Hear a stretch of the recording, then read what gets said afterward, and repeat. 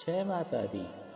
आप सभी का एक बार पुनः स्वागत है हमारे इस भक्ति चैनल में। हम देवी भागवत महापुराण का श्रवण कर रहे हैं और इस श्रवण के दौरान हम यहाँ 3 अध्यायों का श्रवण कर चुके हैं। आज हम देवी भागवत महापुराण के प्रथम स्कंद के चतुर्थ अध्याय का श्रवण करने जा रहे हैं। इस चतुर्थ अध्याय में नारद जी के द्वारा व्यास जी को देवी की महिमा बताई गई है। सो ध्यान से सुनो। ऋषिगण बोले, हे सौम्य, महर्षि व्यास की किस पत्नी से सुखदेव जी उत्पन्न हुए, उनका जन्म किस प्रकार हुआ और किस प्रकार से उन्होंने इस संहिता का सम्यक अध्ययन किया। आप के द्वारा ही वे अयोनिज कहे गए हैं, तो फिर अरणी से उनकी उत्पत्ति कैसे हुई। हे महामते, इस महान संशय के हमारा समाधान करें। हम लोगों ने पहले ही सुना है कि महान तपस्वी सुखदेव जी गर्भयोगी थे। ऐसी स्थिति में इतने श्रीमद् देवी भागवत विस्तृत पुराण का अध्ययन कैसे कर लिया। सूत जी बोले, प्राचीन काल में एक समय में सत्यवती के पुत्र व्यास जी सरस्वती नदी के किनारे अपने आश्रम में गौरैया पक्षी का जोड़ा देखकर आश्चर्यचकित हो गए।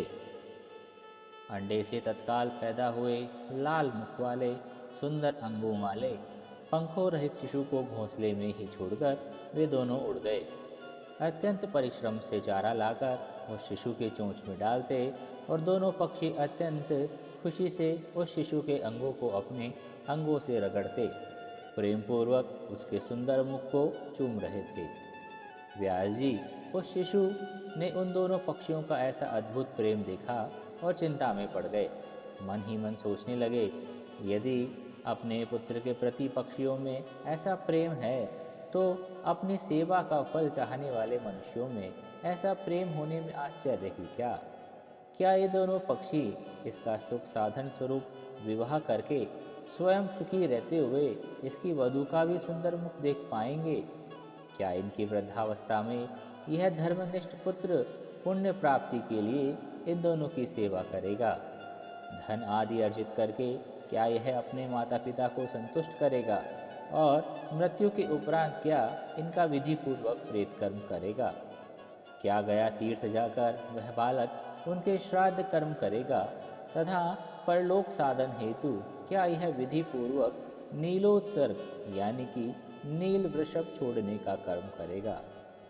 पुत्र के शरीर का आलिंगन और विशेष रूप से उसका लालन पालन इस संसार में सभी सुखों में उत्तम कहा गया है।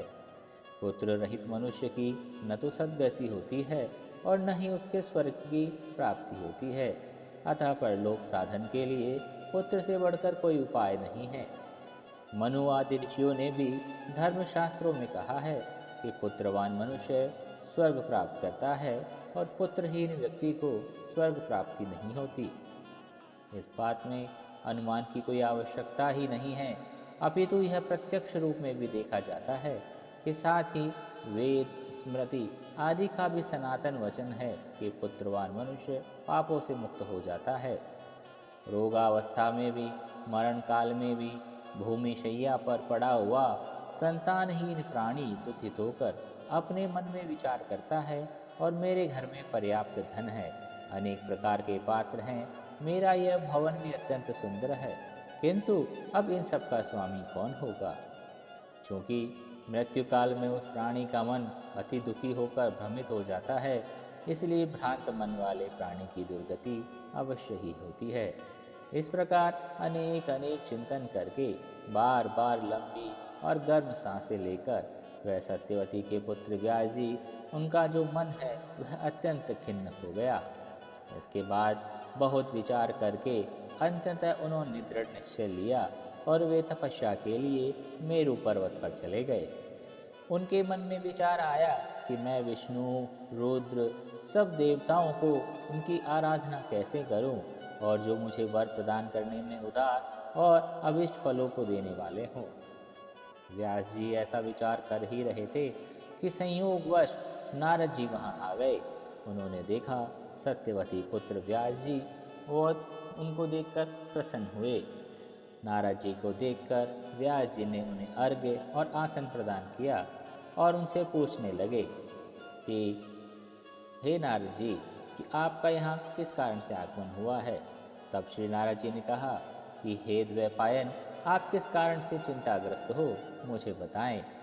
व्यास जी कहने लगे, संतानहीन व्यक्तियों की सद्गति नहीं होती, कभी भी उनके मन में सुख की अनुभूति भी नहीं होती। इसी बात को लेकर मैं बहुत दुखी हो रहा हूँ और बार बार यही सोच रहा हूँ। मैं अभिलाषा मन से यह चाह रहा हूँ और इसी चिंता में पड़ा हुआ हूँ कि इसका समाधान क्या है। अब मैं आपकी शरण में हूँ।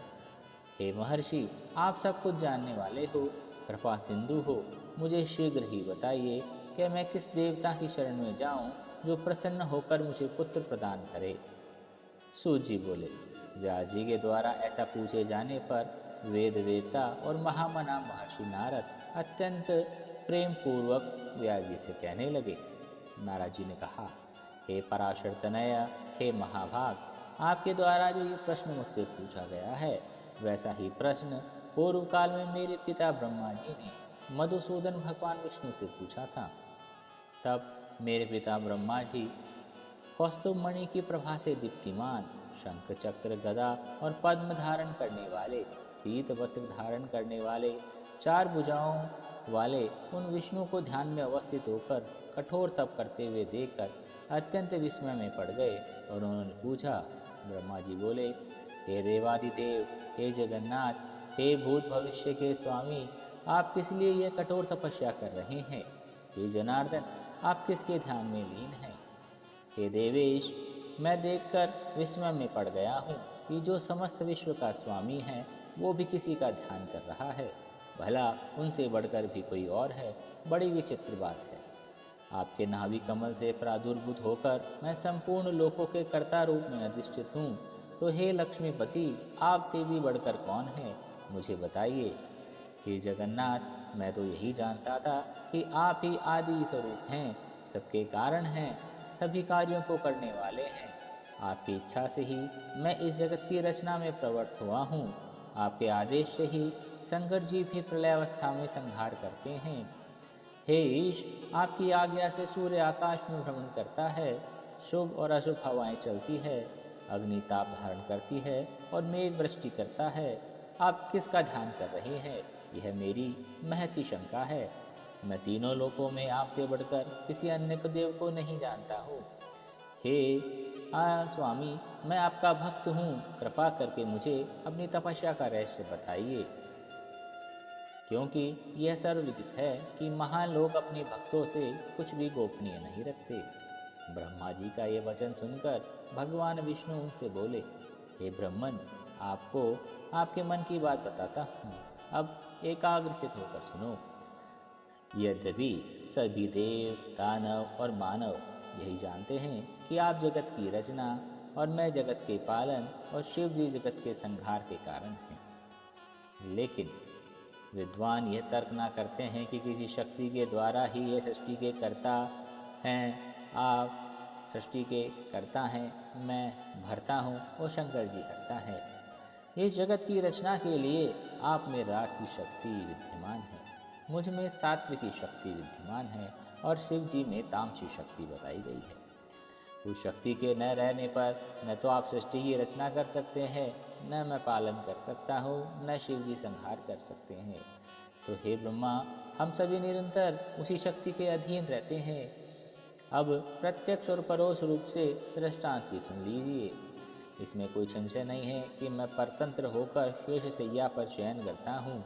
उसी शक्ति के अधीन होकर समय पर काल का वशवर्ती होकर मैं शयन से उठता हूँ। उस शक्ति का अवलंबन प्राप्त कर मैं सदा तपश्चरण करता हूँ। मैं कभी लक्ष्मी के साथ सुखपूर्वक विहार करता हूँ, कभी दानवों के साथ भीषण संहार करता हूँ। शरीर को चूर्ण करने देने वाला और लोगों को भयभीत कर देने वाला युद्ध भी करता हूँ। हे धर्मज्ञ, आप तो जानते हैं कि पूर्व समय में मेरे द्वारा उस महासिंधु में 5000 वर्षों तक बाहु युद्ध किया गया था। हे देव, कान की मैल से उत्पन्न अत्यंत दुष्ट, मदोन्मत्त और अहंकारी मधुकैटभ दोनों दानवों को भी देवी की कृपा से ही मैंने संहार किया था।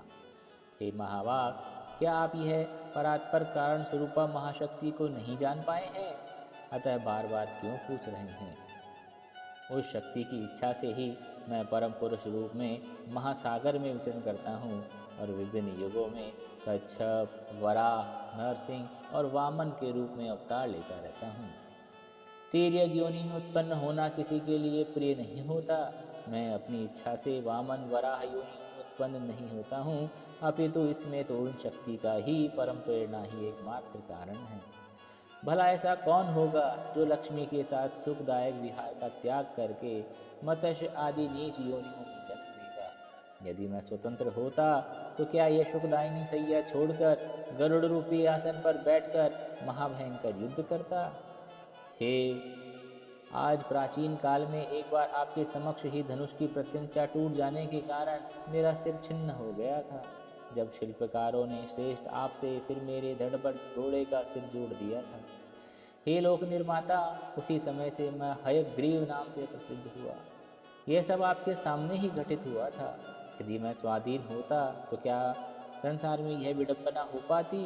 अतएव मैं स्वतंत्र नहीं हूँ, अपितु सर्वथा उसी शक्ति के अधीन हूँ। मैं निरंतर उसी शक्ति का ध्यान करता रहता हूँ। हे कमलोद्भव ब्रह्मा, मैं इसके अतिरिक्त अन्य कुछ नहीं जानता। नारद जी कहने लगे, हे व्यास जी, भगवान विष्णु ने ब्रह्मा से इस प्रकार कहा तो हे मुनिश्रेष्ठ, मेरे पिता ब्रह्मा ने स्वयं सारी बातें मुझसे कही है। आप भी कल्याणकारी पुत्र प्राप्ति के लिए सर्वथा संशय रहित होकर अपने हृदय में देवी भगवती के चरणारविंद का ध्यान कीजिए। वे देवी आपके समस्त अभिलाषाओं को पूर्ण करेगी।